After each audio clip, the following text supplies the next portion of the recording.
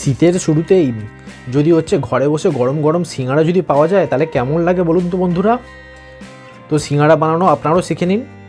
সিঙ্গাড়া বানাতে গেলে আগে প্রথমে দরকার পুরটাই হচ্ছে মেন। যে পুরটা তৈরি করা হয়েছে আলু, তারপরে হচ্ছে বাদাম দেওয়া হয়েছে, আর আদা কাঁচা লঙ্কার পেস্ট, আর এখন শীতের হচ্ছে সবজি ছোট ছোট ফুলকপি কুচিয়ে দেওয়া হয়েছে, আর 5 ফোড়ন ভালো করে হচ্ছে টেলে নিয়ে শুকনো খোলায় তারপরে ভেঙে একটু গুঁড়ো করে নেওয়া হয়েছে। ব্যাস রেডি আমার সিঙ্গাড়া। তো এবারে গরম গরম হচ্ছে খাওয়া হবে। আহা হা, দেখে যা লোভ লাগছে আর সামলাতেই পারছি না, কখন যে পেটের মধ্যে এটাকে চালান দেবো, তো এটাই শুধু ভাবছি।